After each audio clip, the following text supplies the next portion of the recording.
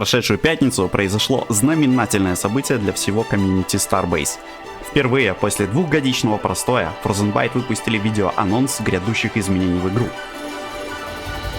Карта, варп для обычных кораблей, контроль территорий, торговля, редактор станции Capital и еще очень много нового. А на связи Вермакс и Dark Rarity. New Horizon Republic. Начинаем. Теперь обычные корабли получат возможность совершать варп-прыжок на расстояние до 300 километров. Ограничение расстояния не является окончательным, и, возможно, оно будет изменено по результатам массового тестирования. По заявлениям Лаури, можно сделать вывод, что для совершения варп-прыжка не понадобятся никакие дополнительные модули. Варп будет доступен прямо из коробки. Варп можно будет совершать как на заранее известные координаты, например, станции, так и по курсу полета корабля. В качестве основного топлива для варп-прыжков будет выступать обычный пропеллент, а не корнит, как на капитальных кораблях. Для успешного варпа корабль должен иметь достаточный уровень целостности. Иначе варп-прыжок для поврежденных кораблей будет иметь некоторые последствия. И в тему о последствиях. Место назначения вашего варп-прыжка будет видно абсолютно всем в радиусе 300 км. И на эту метку можно будет совершить варп-прыжок. А также эта метка будет отображаться на карте. Все верно. Мы получим полноценную карту, на которой будут отмечены станции и сохраненные точки, на которые можно будет совершить варп-прыжок. Для создания навигационной точки не потребуется даталогер, теперь она создается через карту в том месте, где находится ваш корабль. Уже записанные чипы будут каким-то образом переконвертированы в навигационные точки. На карте будут отображаться различные события, осады, варп-прыжки. И что самое интересное, теперь со станции любого игрока через карту можно будет отслеживать ордера на покупку и продажу. Наконец-то торговля и экономика в целом заиграет новыми красками в Starbase. Теперь у новых игроков появится больше возможностей заработка с новыми ордерами на покупку. Рынки теперь будут располагаться не только на основных станциях типа Origin или Армы, но и также на станциях игроков. Для этого понадобится сделать станцию открытой для посещения другими игроками. В плане станций разработчики подготовили для нас неожиданный сюрприз, а именно редактор станций.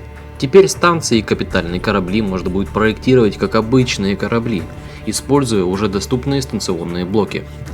Чертеж станции печатается напрямую из редактора, идентично созданию корабля в ангаре. Также станции будут иметь систему авторемонта. Станции теперь могут формировать кластеры для контроля территории в пространстве, так называемые нации. Заклеймленная территория будет давать пассивный доход за различные виды активностей игроков на ней, такие как добыча руды, перевозка астероидов и так далее. Территории нации будут видны на карте всем игрокам. На территорию нации может попасть любой корабль, однако Capital сторонней фракции не может совершать варп-прыжки на чужую территорию. Только внешние станции могут быть осаждены. Исключение — нейтральные станции, попавшие в зону влияния другой нации. У владельцев таких станций будет выбор — освободить территорию или примкнуть к нации. Если решение не будет принято, тогда нация получит право осадить эту станцию. И еще немного интересностей касательно наций. Станции наций будут принадлежать компаниям, а не отдельным игрокам. Это значит, что не стоит волноваться за количество свободных слотов станций. Скорость заряда варп-двигателей в сейф-зонах и на территории дружественных наций будет значительно выше, чем в пустом пространстве. И, наконец, в будущем нации смогут формировать альянсы. Механика осад не претерпела каких-либо изменений. Из интересного можно отметить временные условности, принятые на ПТУ. Минимальный таймер начала осады установлен в 30 минут. И печать станции и капиталов происходит мгновенно и бесплатно. Данные меры приняты для ускорения тестирования. А вот что гораздо важнее для осад, так это оптимизация лодов. Лоды, как кораблей, так и станций, были оптимизированы. Теперь игра прогружает гораздо больше станционных зон. Загрузка самих лодов значительно ускорилась, и что приятнее всего, исправлена проблема дальней прорисовки станций. Разработчики наконец заимели планы на PvE контент. Предполагается, что это будут заброшенные станции и грузовые корабли. Они будут возникать как события и отмечаться на карте, привлекая игроков. и провоцируя конфликты между ними. И еще из интересного. Показанные автоматические турели, судя по всему, в будущем будут доступны для использования игроками на своих кораблях. Битвы в будущем могут принять весьма интересную форму.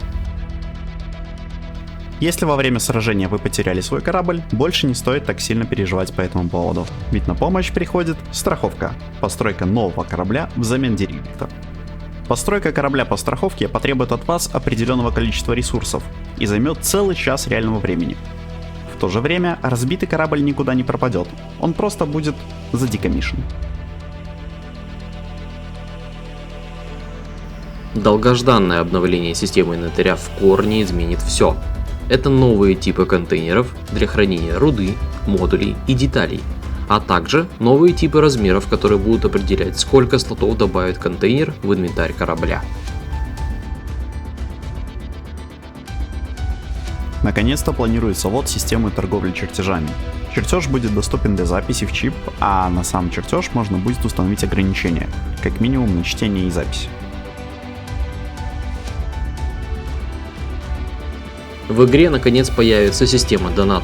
Игроки получат возможность купить уникальные скины и эмоции, тем самым поддержав разработчика.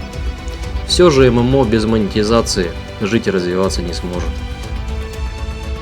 Ну и напоследок, самая ожидаемая фича. PTU-сервер будет выделен в отдельное приложение.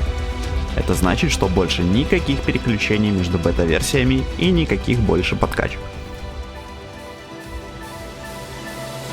Самый главный вопрос все еще остается без ответа. На данный момент известно о работе над 11 критическими багами. В прошлый раз такой объем работ занял у Frozen Byte около 3 недель. Обновление планируется выпускать на тестовый сервер порционно. Первую волну обновлений вместе с отдельным предложением для ПТУ стоит ждать примерно через 1-2 месяца, то есть в июне-июле. Что же будет включать в себя первая волна? Это варпы для обычных кораблей, карта, станционный редактор, осады, страховка и оптимизация лодов. А вот наций, систем торговли и инвентаря 2.0 в первой волне не будет. На этом у нас все. Напоследок хотел бы отметить возросший онлайн. Да, цифра все еще смешная, но мы и таких не видели уже больше года. Надеюсь, интерес игроков к Starbase продержится до лета, когда выйдет первая порция обновлений на тестовый сервер. А с вами был Вермакс, Dark Reality, New Horizon Republic. До связи.